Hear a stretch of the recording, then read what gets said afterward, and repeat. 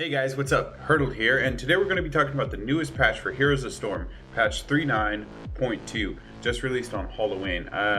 It's got a couple of really interesting changes, especially for assassins, support, warriors, but most specifically, Nerf'ganis is getting a few changes, which should probably see him in more competitive play soon. What does that mean practically? Well, let's keep watching and find out. Alright, without any further ado, let's jump into it.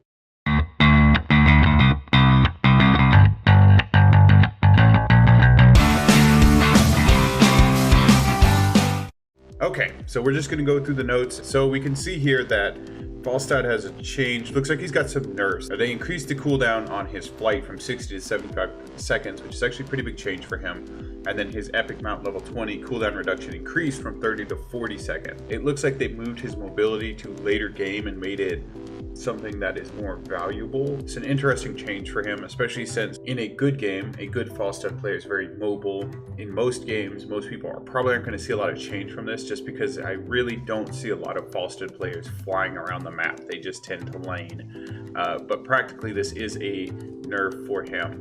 Kel'Thuzad got actually kind of a lot of changes. His Frost Blast got buffed. Some of his talents got reduced. So Frost Blast cooldown reduced to 60 seconds from 70, mana cost reduced from 60 to 50, and his root duration on Frost Blast increased to 1.75 seconds. Pretty big buff for that. Barb Chain's armor reduction decreased from 15 to 10, so they kind of nerfed that, which is, as somebody who never plays Kel'Thuzad but fights him, that's actually great. Ice Cold passive damage bonus increased from 250 to 300%. That's pretty fucking big. And then Icy Grasp Frost Nova slow increase changed from 10 to 15%. So Kel'Thuzad got some pretty good buffs this time around. Good for him. I fucking hate Kel'Thuzad, so bad for me. Okay, Lunara just got one change. Her Choking Pollen got buffed. The damage bonus from Nature's Tox increased to 85%, and the damage bonus to enemies afflicted with 3 stacks increased to 135%. So pretty big. Zagara, kind of a weird change. They just nerfed the number of Nidus Worms that you can have active from 10 to 4. So if you were one of those like 1 in a million Zagara players who had an extensive Nidus network, first off, tell me how you had the time to build that on a map. But secondly, you're going to have to make do with 4 now. Sorry. Lily got a nerf to her healing brew, reduced from 190 to 181. This could be potentially very big for her, but it's going to take time to see. Honestly, she did kind of need a nerf because she has so much staying power. She can pretty much shut down melee assassins. Very aggravating character to fight against all around, 100%. And then Hindering Wind's duration reduced from 2 to 1.5 seconds. Some nerfs probably just to bring her in line with other support and make her not impossible to solo lane against, which is practically what she is for a lot of characters. Lucio had a weird one. They just increased his basic crossfade speed to 20% and then cut out We Move Together because it's now redundant. And then Amp It Up cooldown reduced to 13 seconds and the mana cost got dropped to 90s. A small buff to Lucio and also some talent tree cleanup, which is kind of nice.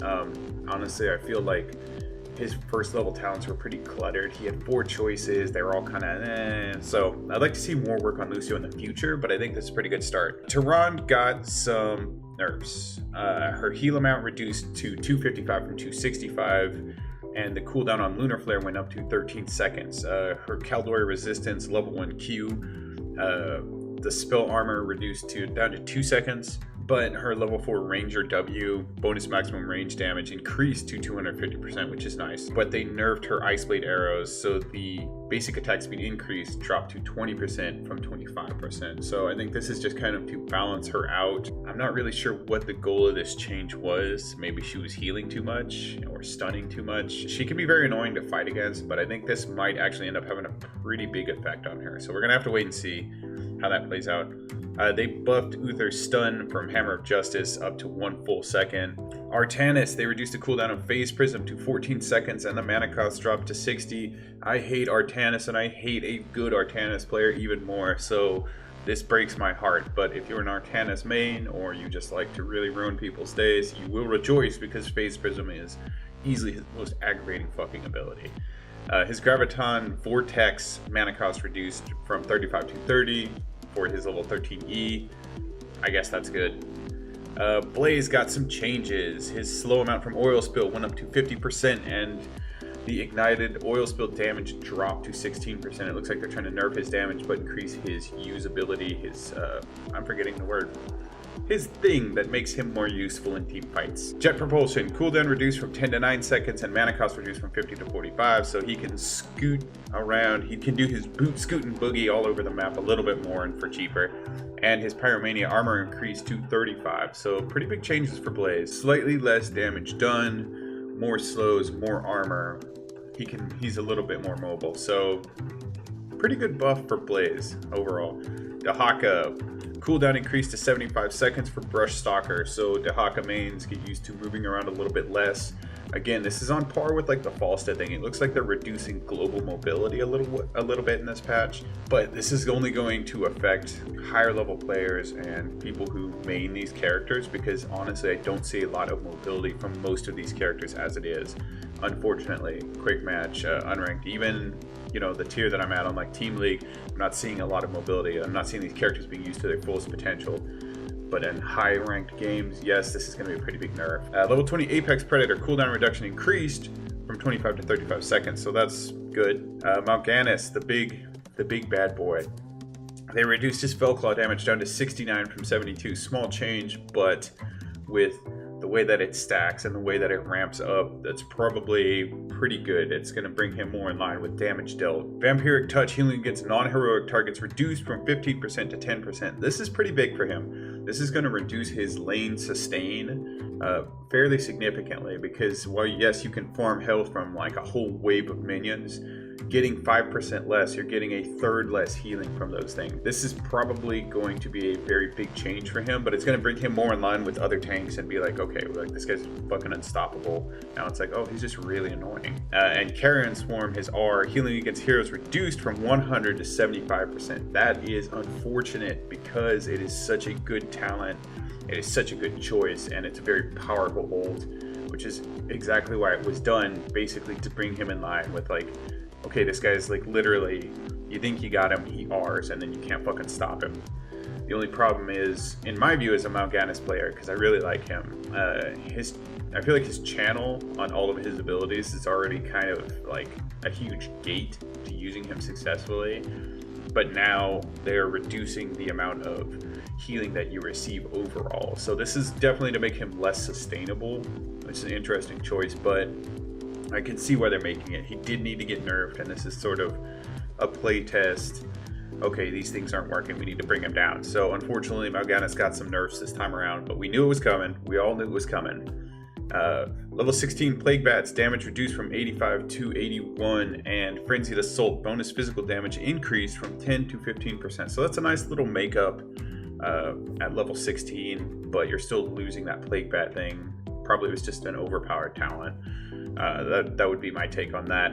So overall, Nerf'ganis got some nerfs, which we expected, pretty heavy actually in terms of sustainability, but we'll see how it kind of plays out. His lane game is still really strong. We'll just have to see, the good news is that it might reduce him from a first pick ban. Like, literally, he's been banned in every ranked game I've played because nobody wants to fight him and nobody can seem to pick him first. So he's a first pick ban. But the good news is we might see him in ranked play now that he has been nerfed a little bit and brought back into line with like other heroes. And this is the cycle. We know this. This is a cycle that we always go through with every new hero. So general fixes, banner fix an issue with the Roll20 esports banner textures. If you use that, good for you. Everybody else doesn't care. Announcer fix an issue that caused Nerf'ganis announcer pack to change to Malfurion after loading into a game. I would be pretty upset about that because Malfurion, boo. Nerf'ganis, yay.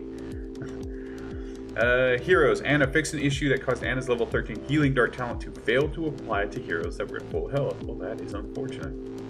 Nerf'ganis fixed an issue that could grant Nerf'ganis vision from summon units while the blind as a bat talent was active.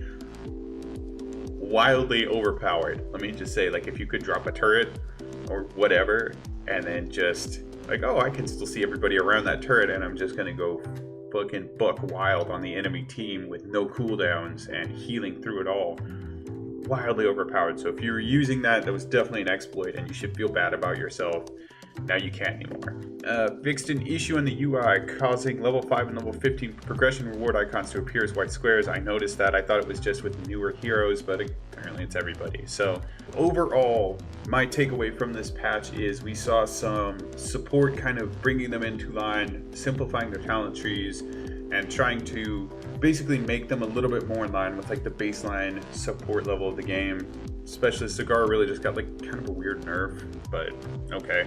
And Assassins, KT was a winner, Falstad was a loser, Lunara definitely a winner on that one. Warriors, Artanis, fuck Artanis, and Blaze really made out. Dehaka got some nerfs, and Nerf'ganis got some much expected nerfs, but the good news, the takeaway from that is we should expect to start seeing Nerf'ganis in more ranked play now because he has been nerfed. So I'm going to go jump in and play around with a little bit. I hope that you will join me online, and until the next time, I will see you in the Nexus.